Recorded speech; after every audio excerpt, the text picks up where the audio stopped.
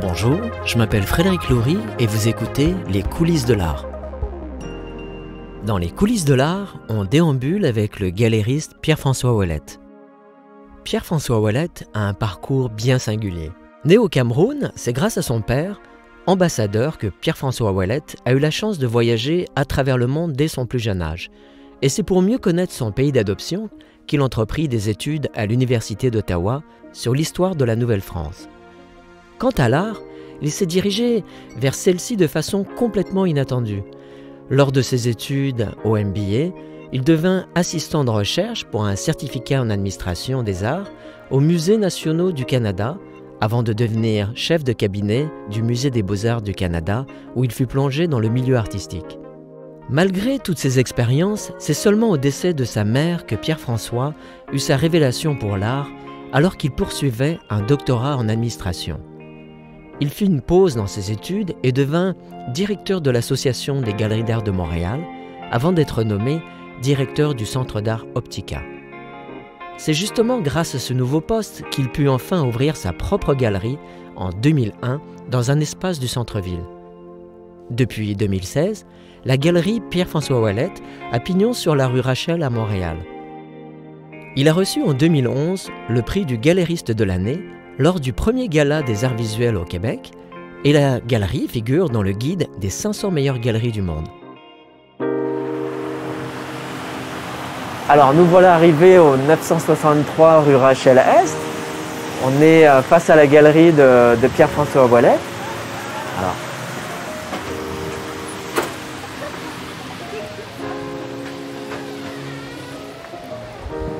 bonjour Pierre-François. Bonjour Frédéric, comment tu vas? Très bien, merci de nous accueillir. Mais ça fait vraiment plaisir, bienvenue sur Rachel. Ben oui, là tu as une très belle expo. D'ailleurs, une expo pour une seconde année, tu travailles avec l'Université Concordia. Exactement, dans le cadre du festival Art Matters, j'ai essayé de trouver une façon de redonner à la communauté parce que je me sens vraiment très gâté de pouvoir faire ce que je fais dans la vie.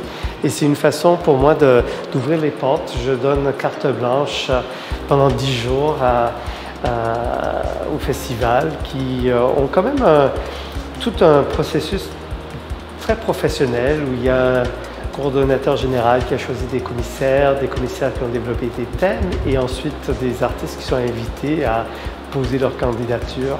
Et donc on a ici 5 artistes dont la plupart c'est leur première exposition. Oh, Pierre-François, tu nous as emmenés au 2e étage de la galerie, un espace qui semblerait n'est pas ouvert au public. Ça ressemble d'ailleurs à un appartement. Est-ce que c'est ton lieu de vie? Non, je ne vis pas à cet étage-ci. Il faut revoir un peu la genèse de ce projet architectural. L'édifice, on en a pris possession en 2016. On a fait des rénovations qui ont duré à peu près 6-8 mois, où là, on a retravaillé les espaces au rez-de-chaussée, qui sont les galeries auxquelles on s'attend, les grands murs blancs, les hauts plafonds. La particularité de la place, c'est que l'architecte en 1974, Pierre Boyer-Mercier, qui a fait entre autres la galerie d'art d'Outremont, avait conçu de fusionner tout le lieu grâce à un puits de lumière gigantesque et qui traverse tout l'édifice. Et ce puits de lumière était vraiment dans l'idée de réunir tous les gens qui travaillaient ici, parce qu'à l'époque, en 1974, le collectif de gravure Graphe avait acheté cet édifice pour y installer leur presse. Fondé en 1966 par l'artiste Pierre Ayotte, les Ateliers libres 1848, devenus Graphe en 1972, puis Atelier Graphe en 2011, s'inscrivent dans l'histoire comme l'un des premiers centres d'artistes autogérés du Canada. Et une des idées, c'était de montrer l'artiste au travail. On va aller tantôt visiter des ateliers d'artistes qui ne sont pas accessibles. Eh bien, dans l'esprit de Graff de 1974, les presses étaient dans la vitrine pour que les gens voient les gens qui travaillent. Et c'est un peu l'idée qu'ils ont repris quand ils sont devenus une imprimerie et qu'ils ont déménagé récemment sur la rue Sainte-Catherine, dans le coin de la Fondation Molinari. Alors, c'était se dévoiler aussi le travail de l'artiste. Alors, j'ai voulu, puisque cet édifice avait beaucoup de lieux qui avaient servi comme atelier, j'ai voulu aménager ces lieux. Ici, c'était l'ancienne salle de sérigraphie qu'on a réaménagée pour... on a enlevé une des petites pièces qui étaient là. On a redéplacé des portes pour que ça fasse plus de sens pour nous.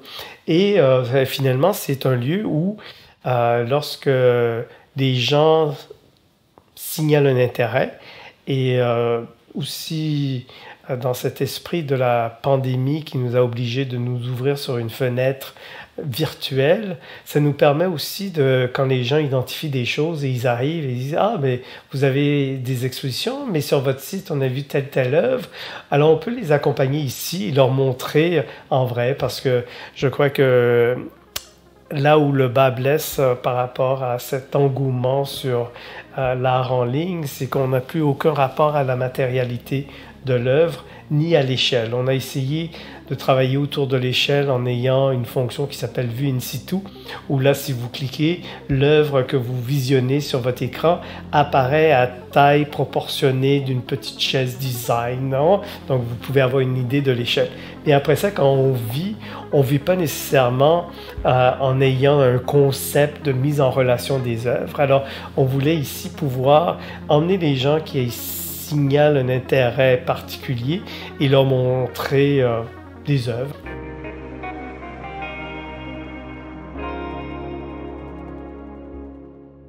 De l'autre côté du mur, il y a une vingtaine de petites œuvres. Alors donc, c'est l'idée que ça n'a pas besoin d'être dans un grand salon ou que ce soit dans un cube blanc comme au rez-de-chaussée. On peut vivre avec l'art. Parce que pour moi, vivre avec l'art, c'est vivre avec une vision de quelqu'un qui est passionné et qui vit de l'art. Vous allez pouvoir le constater quand on va rencontrer à la fois Michel Daigneault, Steven Scofield ou Dill. Ce sont des passionnés et qui, on sent qu'ils ne pourraient pas faire autre chose de leur vie. Et pour moi, c'est de dire, vous voulez les encourager, c'est leur vision qui vous intéresse.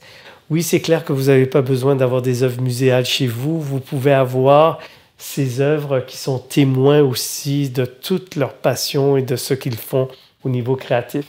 Et c'est aussi au cœur de la façon dont j'ai conçu la galerie il y a maintenant plus de 20 ans, où c'était d'essayer à l'époque de faire un pont entre les pratiques d'artistes que l'on retrouvait dans les centres d'artistes ou les musées et ce qu'on trouvait dans les galeries privées. Et pour moi, c'était de se dire, vous savez, un artiste qui travaille en vidéo ou en installation, eh bien, il fait peut-être de la photo, il fait peut-être des croquis. Alors, comment est-ce qu'on peut arriver à vivre avec l'esprit créateur de l'artiste, même s'il travaille dans un médium qui peut être difficile pour un collectionneur privé? Parce qu'il faut comprendre aussi que le lieu, on est ici avec plus de 100 ans d'histoire. Et c'est pas seulement l'histoire de Graff, c'est l'histoire de Joseph Guardo, que peut-être le nom ne vous dit rien. De 1940, je crois, à 1973, c'était aussi l'atelier d'un sculpteur. Un sculpteur qui m'est connu aujourd'hui, mais que vous croisez dans vos vies tous les jours. Je crois que quand on va se promener, on va pouvoir aussi, Frédéric, explorer la notion de l'art dans l'espace public ou l'art public. Eh bien, Guardo est quelqu'un que, sans que vous le sachiez, vous êtes entouré par ses œuvres. Vous allez au jardin botanique, vous levez votre tête, vous regardez les frises sur l'édifice. Eh bien, ça a été fait ici dans les années 40. Vous allez à Place Saint-Henri, vous regardez la station de pompiers et vous voyez ces frises, ces bas-reliefs. Eh bien, ça a été fait dans ce lieu-là. Ici, il y a un esprit de l'art et moi, je me sens comme, en anglais, on dit custodian, hein, donc je suis juste comme chargé aussi de la mémoire des lieux.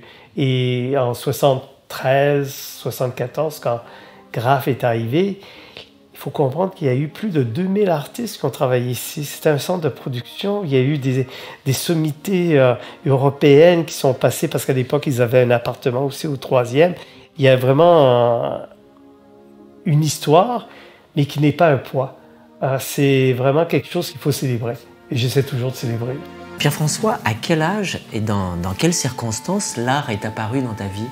Frédéric, je me pose souvent cette question-là, mais il y a un moment clé qui revient constamment quand je me la pose, et c'était un peu le ridicule, ou plutôt, oui, comment on ridiculisait un ami de la famille qui dépensait de l'argent dans les années 70 pour acheter des peintures bleues ou des peintures vertes. Et là, quand on allait chez lui, les adultes se moquaient un peu de quelle est la nouvelle découverte que tu as pu faire. Ah, ben est-ce que c'est pas la même couleur que la baraque derrière la maison de mon grand-père? Qu'est-ce que tu fais à dépenser là-dessus? Et les enfants, ils nous faisaient nous asseoir devant l'œuvre, ils disaient regardez donc, parce que les adultes ne savent pas regarder. Et là, soudainement, on voyait des variations de bleu apparaître. Et aujourd'hui, je me dis, je ne sais pas. J'aimerais fabuler qu'on était en train de regarder un quantificateur de Molinari, mais j'en doute là. Les quantificateurs sont une série de 17 tableaux de l'artiste Guido Molinari, produits entre 1978 et 1979. Mais je me dis, tiens, les enfants avaient plus d'habileté à saisir qu'est-ce qui se passait sur la surface que ces gens qui n'étaient pas intéressés par l'art. Alors donc, cette découverte de l'art et de l'art actuel, je la dois à ce médecin que mes parents, avec lequel mes parents se sont liés d'amitié et qui nous a fait découvrir aux enfants des œuvres ou quelque chose qu'il appelait une œuvre d'art, alors que tout le monde trouvait que c'était vraiment dérisoire de parler de ça comme une œuvre.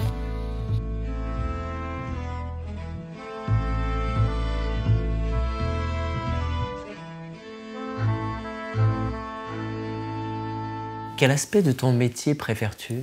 On ne peut pas parler d'un seul aspect. Il y a deux aspects. Il y a la rencontre avec l'artiste et sa création, et l'autre, la rencontre avec le visiteur et potentiellement le collectionneur. Quelles sont les embûches et difficultés majeures que tu retrouves dans ce métier? La stabilité financière.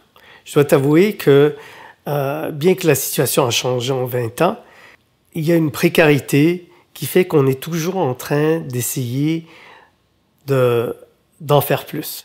Dans un sens, c'est peut-être ce qui motive aussi, parce que s'il y avait un confort qui s'installait et tout, au contraire, je crois que le fait qu'on ne sait pas qu'est-ce qui va... on ne peut pas faire de projection, il faut vivre le moment et il faut se dire, bon, ce petit moment va nous aider à faire telle autre chose après. Et c'est ça que j'aime. Je crois que cette idée de toujours devoir être prêt à se réinventer est important. Est-il indispensable de participer à des foires internationales pour développer son auditoire, son réseau et des opportunités pour les artistes? Aujourd'hui, c'est presque incontournable. Toutefois, il faut comprendre que c'est un investissement qu'il faut faire. Il y a trop de gens, à mon avis, qui tout de suite, pour des raisons financières, ne se donnent pas le temps de développer. Parce que finalement, quand on va dans un nouveau marché territorial, que ce soit une nouvelle foire, que ce soit une nouvelle ville, il faut comprendre qu'on arrive avec des valeurs inconnues. Donc, il faut tisser de nouvelles relations où il faut imaginer des façons pour que quand on arrive, on a déjà des réseaux. Alors, dès le départ de la fondation de la galerie, je trouvais que c'était important de faire ce travail à l'extérieur, mais aussi dans la durée. Alors, je me suis toujours dit, il ne faut pas se décourager la première année, il faut persévérer, il faut au moins y aller 3 fois avant de faire un bilan. Et il revient souvent à l'esprit des nouveaux collectionneurs cette même question. Comment une galerie développe-t-elle une carrière d'artiste? Encore là, sur les 20 ans de pratique de mon métier, beaucoup de choses ont changé. Aujourd'hui, c'est clair qu'il y a un impact et un engouement pour les réseaux sociaux. Je suis peut-être encore old school dans un sens où développer une carrière d'artiste, c'est pas juste vendre. C'est vraiment s'assurer que le message que l'artiste essaie d'envoyer dans le monde soit reçu. Et il y a différentes façons. Je suis toujours un peu surpris quand les gens pensent juste aux galeries privées. Alors, il faut que je fasse l'éducation qui n'était pas nécessaire il y a 20 ans, que c'est important d'exposer dans des lieux publics, que ce soit dans des centres d'artistes, que dans des centres d'exposition. Et au fur et à mesure, les gens voient ton travail, écrivent sur le travail. Et c'est pas le nombre de likes sur ta dernière stories qui va te valoriser, mais c'est aussi ou le nombre d'œuvres que tu vas vendre. C'est vraiment développer ce rayonnement. Et ce rayonnement, après ça, fait des petits. Donc, quand tu vas être vu par par des conservateurs de musées ou qui vont te permettre d'avoir des expositions. Là, l'idée qu'il faut tout de suite avoir une exposition personnelle. Il faut comprendre les enjeux. Donc, développer une carrière, c'est développer des relations. Et je crois qu'à long terme, c'est ça qui fait un artiste. C'est sa persévérance et aussi sa présence à la fois dans l'esprit des gens, mais aussi dans les gestes qu'ils posent, donc les expositions qu'ils ont. Comment développes-tu tes liens avec tes clients actuels, mais aussi les nouveaux comme les anciens?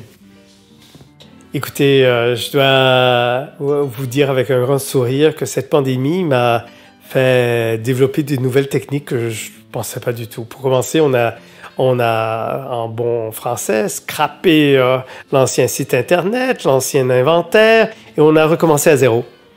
Et c'était vraiment parce que je me suis dit, comment est-ce que je rejoins, comment on rejoint les gens au-delà de faire des expositions? Parce que l'habitude, il y a 20 ans, où les gens prenaient leur samedi et faisaient le Belgo, ou à Toronto, faisaient la tournée des lieux, eh bien, les gens sont devenus, je sais pas, soit paresseux, soit c'est trop instantané sur les réseaux sociaux, sur tout ça, que je me suis dit, comment est-ce qu'on fait ça? Et donc, finalement, je me suis rendu compte que pour les rejoindre, il fallait que je fasse le grand geste de transparence totale. Donc, ce que j'essaie de faire dans cette idée-là, c'est que dès qu'on me donne accès à des œuvres, j'essaie de les rendre visibles sur le site Internet, visibles de toutes sortes de façons. Et ce nouveau site Internet est assez extraordinaire parce qu'il permet de visualiser l'échelle d'une œuvre, il permet de savoir si elle est disponible, il permet de savoir les types d'encadrement possibles. C'est étonnant. Alors finalement, c'est ce premier rapport. Et là, ce qu'on a découvert durant la pandémie, c'est que les gens passaient du temps sur le site. Ils nous contactaient à savoir, « Ah, est-ce que vous avez toujours cette œuvre-là? » Et là, on disait, « Oui, oui. » Et là, ils nous disaient, « Oui, mais c'est quoi le prix? » Je dis, « Ah, ben, vous avez juste à cliquer sur l'image et là, tout vous sera révélé. Si elle est disponible, à quel prix, quelle est son échelle, là, et quelles sont les modalités de paiement aussi. Là. » Et donc, on a vraiment comme joué la transparence totale. Et je dois t'avouer que la réaction a été extraordinaire parce que là, les gens naviguent et arrivent préparés. Il n'y a pas de surprise. Ils savent que, bon, peut-être qu'ils ne peuvent pas se permettre une toile de Dilly Hildebrand à 12 000 $, mais ils peuvent se permettre un collage à 850 $. Donc déjà, dans la conversation et dans notre rapport, ça met de côté toutes ces questions-là pour aborder le sujet de l'œuvre qu'ils veulent voir en vrai. Alors, je trouve ça extraordinaire à ce niveau-là, toute cette nouvelle façon, parce que sinon, on monte des belles expositions, mais là, les gens vont les voir en ligne et ils se disent « Ah oui, une autre exposition ». Tandis que quand ils sont vraiment les jeunes collectionneurs et les vétérans, ils sont là, ils passent du temps et là, ils se disent « Est-ce qu'on peut prendre rendez-vous pour voir ?»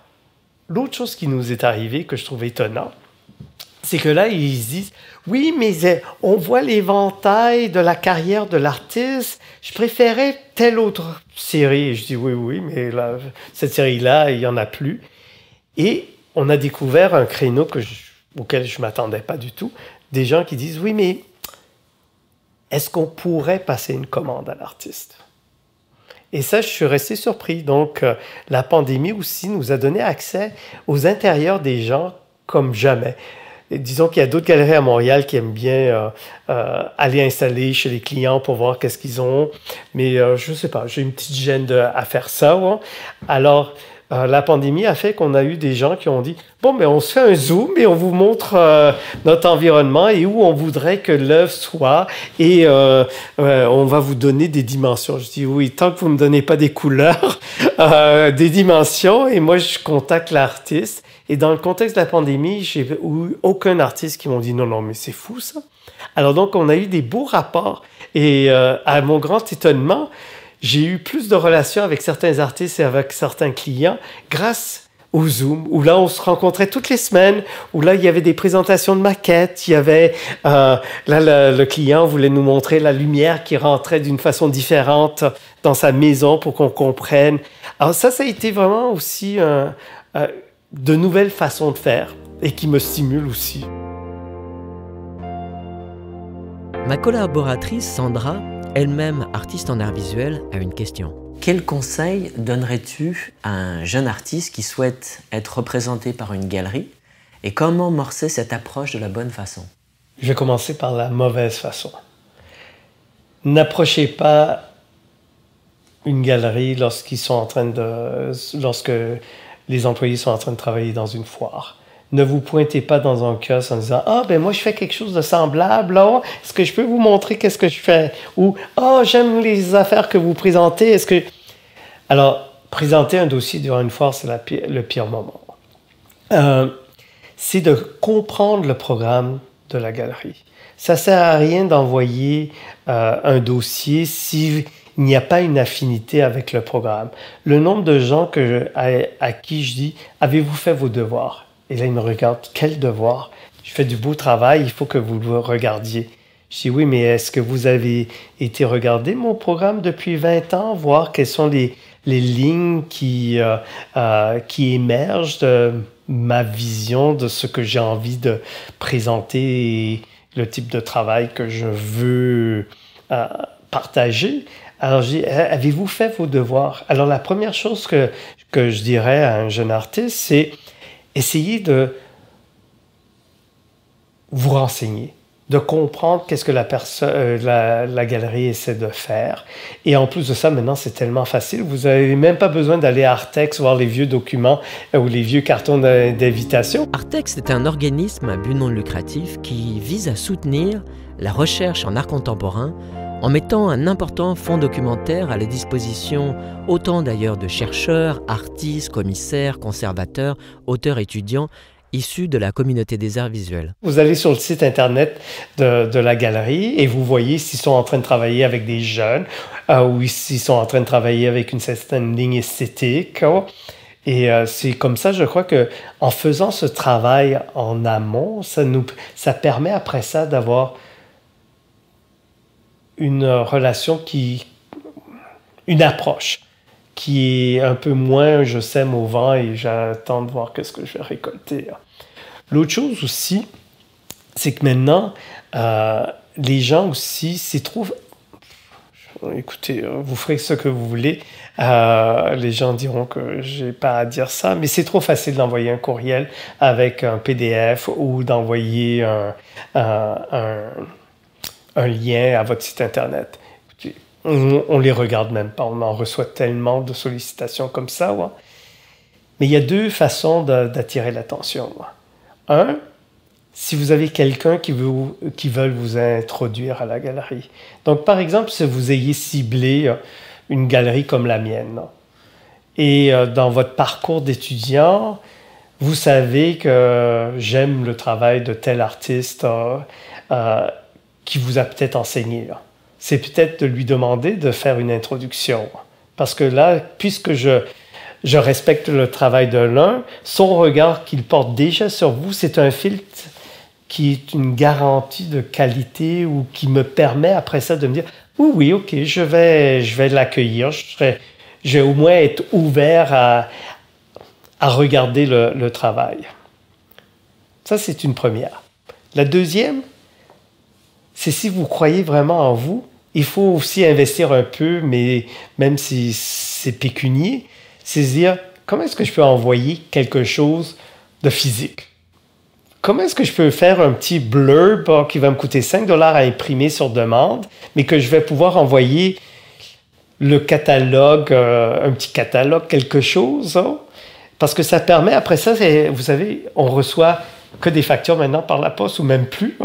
Alors quand on reçoit quelque chose qui vient d'un artiste qui a pris le temps de monter un dossier et non pas juste peser send, et là qu'ils ont oublié de cacher toutes les autres galeries auxquelles ils ont envoyé aussi, ou ils se sont trompés de prénom parce que, écoutez, là, c'est comme, on regarde même plus ça. Ça va, Sandra? Est-ce que la galerie physique, telle qu'on la connaît, est à réinventer? Je trouverais ça dommage, dans un sens où, malgré tout ce qu'on peut penser du métavers et de l'Internet, il y a une relation à l'œuvre qui est importante. Pour moi, quand je rentre dans une galerie, c'est curieux à dire, c'est pas juste l'œuvre en soi, mais c'est la mise en relation des œuvres qui vient me chercher. Alors pour moi, comprendre le travail d'un artiste, c'est aussi comprendre à travers la mise en relation qu'a fait le galeriste. Et c'est pour ça que, par exemple, il y a toute cette terminologie qui peut être un peu confuse entre le marchand d'art, le galeriste. Pour moi, le galeriste a un lieu physique et met des objets qui traduisent des idées en relation. Qu'est-ce qui fait la force d'une œuvre? C'est que la force d'une œuvre, ça dépend du bagage de la personne, parce que finalement, il y a des œuvres qui peuvent être conceptuelles, mais il faut que vous connaissiez les clins d'œil qu'ils sont en train de faire à une pratique obscure à Vienne en 1974. Mais en même temps, c'est comme un bon vin. C'est que quand vous commencez à boire du vin, vous commencez à vous intéresser au cépage. Ensuite, vous commencez à vous intéresser au terroir. Après ça, c'est « Ah oui, est-ce que c'est de la grave? Est-ce que c'est de l'argile? » C'est la même chose face à une œuvre d'art. Si cette œuvre vous attire et que là, vous décidez de passer du temps à essayer de comprendre pourquoi elle m'attire, mais aussi qu'est-ce qu'il y a derrière, c'est ça qui fait la force d'une œuvre. Tu as un parcours qui est très riche en événements, en décisions. Tu évolues au fil on va dire, des nouvelles tendances.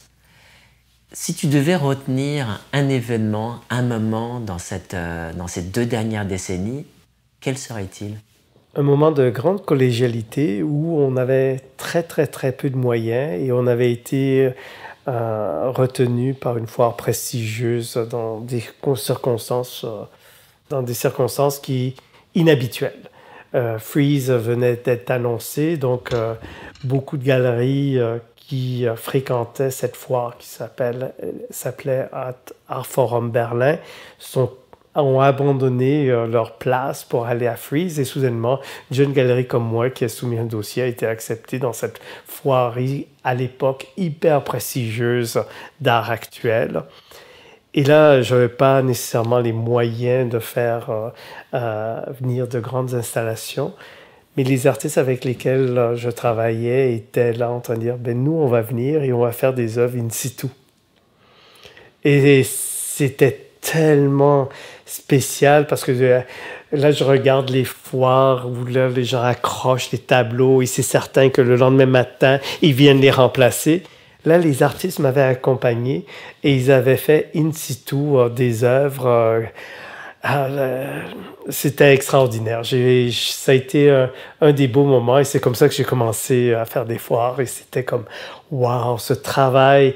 On travaillait tous ensemble pour tout le monde. Et je ne vais pas nommer les artistes parce que finalement, il y en a certains qui sont très connus maintenant mais qui ne travaillent plus avec moi. Alors, mais écoutez, c'était incroyable. Il y en avait un qui était à Paris. Il dit, bon, oui, je vais apporter mon rouleau d'affaires dans mes bagages. Et il est arrivé directement du train, de la gare. Tu nous as donc réservé une œuvre. C'est ça, j'espère que... On va voir, j'ai pas vu qu'est-ce qu'ils ont fait pour nous. On va aller dans l'autre salle. Alors Pierre, tu nous emmènes dans une autre salle cachée. Cachée, non, parce que j'emmène beaucoup de gens ici. Hein. Donc ça c'est quoi? C'est comme une réserve? Non, c'est une autre salle de présentation. Ah, c'est une autre salle de présentation. T'es jamais venu ici? Non, jamais. Ah, mais c'est pas comme je souhaiterais que vous la voyiez. Parce que je vais vous expliquer. Alors, rappelle-moi ta question que tu m'as envoyée. Écoute, la question que je t'ai envoyée, qui était fort simple, c'était que tu me décrives une œuvre qui t'interpelle. D'ailleurs, c'est pas nécessairement une œuvre ancienne, c'est une œuvre pour laquelle tu as envie de nous donner de l'information. Alors, je vous ai emmené ici, qui est une autre salle de présentation de la galerie. C'est l'ancienne salle d'eau forte de la galerie Graff. Le toit est... comme cathédrale, je ne sais pas trop comment on appelle ça, oui, à cause de la taille de la roue de la presse d'eau forte. Donc, l'espace a été conçu pour cette presse. Alors, nous, on a réaménagé la salle pour pouvoir présenter des œuvres de plus grand format. Et ce que vous avez ici, c'est 2 éléments d'un triptyque de Merrill McMaster. Merrill McMaster est connu pour ses autoportraits photographiques. L'artiste incorpore dans ses œuvres des accessoires, des vêtements sculpturaux, toutes sortes d'éléments de performance, mais des performances de nature privée, et crée des images surréalistes avec ces éléments, et des images qui sont vraiment, je pourrais vous dire, pour moi, envoûtantes, et qui sont toujours question d'identité. Alors, elle travaille beaucoup sur son héritage, parce que Merrill est à la fois Niue, donc cri des plaines, mais aussi britannique et néerlandaise. Et donc, c'est à partir de tout cet héritage qu'elle se pose des questions identitaires. Ici, ce que vous avez devant vous, c'est en anglais, ça s'intitule Murmur. Et Murmur s'inspire d'un phénomène naturel, les nuées des tourneaux, vous savez, ces envols d'oiseaux et qui semblent qu'il y ait un chef d'orchestre parce qu'ils tournent, ils s'envolent tous ensemble. Là. Eh bien, quand elle s'inspire de ce phénomène des nuées des tourneaux, c'est surtout pour représenter le fait qu'ils sont en train de voler en une seule entité. Là. Et collectivement, ils deviennent un. Et ici, ce qu'elle a fait, c'est qu'elle a créé une nuée d'oiseaux. Mais je ne sais pas si vous venez regarder de près, vous allez voir que cette nuée d'oiseaux est composée de milliers de pages que l'artiste a découpées dans des livres d'histoire nord-américaine. Alors, c'est un geste poétique.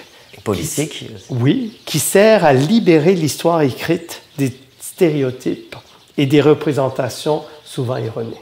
Je ne connaissais pas ces 2 œuvres-là. Ah non, c'est un triptyque et c'est en petite édition de 3. S'il manque un panneau ici, c'est que Affaires mondiales ont vraiment forcé sa main à l'époque, avant qu'elle travaille avec moi et avec Steven Bourdieu. Et elle l'a vendu à Affaires mondiales. Et quand vous allez à l'ambassade du Canada à Paris, la première œuvre qui vous accueille alors qu'ils sont en train de vous passer les détecteurs de métaux, c'est le troisième panneau qui n'est pas ici. En soi, c'est quand même pour l'ambassade du Canada, c'est quand même un statement. Hein? Tout à fait. Ouais. Et après ça, ce qui aussi est étonnant, c'est que le premier geste que le gouverneur général du Canada, Mary Simon, a fait, c'est qu'elle a fait décrocher les œuvres de la salle de bal. Elle a fait installer l'immense Riopelle qui était à l'exposition en haut de l'escalier. Et en face, elle a fait installer le triptyque qui appartient aux affaires autochtones. Première femme, première photographe, première autochtone qui se retrouve face à face avec un des plus grandes œuvres de Riopelle, et dans la salle de bal où les gouvernements sont assermentés, où les gens on reconnaît leur contribution. Alors c'est une jeune artiste qui a un talent extraordinaire et qui est reconnu. Alors c'est pour ça que je voulais... c'est un bel héritage. Mais oui, alors je voulais vous montrer ça avant qu'on les emballe pour... Puis c'est enfin un premier signe de réconciliation. Mais tout à fait, parce que finalement, c'est ça, ils sont tous en train de s'envoler ensemble. C'est magnifique, hein? Oui, hein? Parce que l'illusion est parfaite. Il y a une structure de métal qui permet de garder cette... Et voilà. Et ça, tu viens de mettre aussi quelque chose. Pourquoi le travail de Meryl m'intéresse aussi, c'est qu'il n'y a pas de Photoshop. Tout ce qu'elle fait est construit par elle-même. Hein? Et très souvent, c'est elle-même qui fait juste mettre le déclencheur. Et il n'y a personne qui l'assiste lors de ces... pour ça qu'on parle de performances qui sont d'ordre du privé. Oui, ce qui est déjà plus simple en termes de droit d'auteur. Il y a eu tellement de conflits entre artistes en disant « c'est moi qui ai pris la photo ». Dans la seconde partie de notre balado, nous irons à la rencontre de Stephen Scofield et Michel Daigneault, deux artistes aux carrières impressionnantes, tant au niveau de leur rayonnement artistique que de leur implication en enseignement. Et nous ferons aussi un arrêt à l'atelier de l'artiste Dill Hildebrand, représenté par la galerie de Pierre-François Ouellette depuis plus de 15 ans.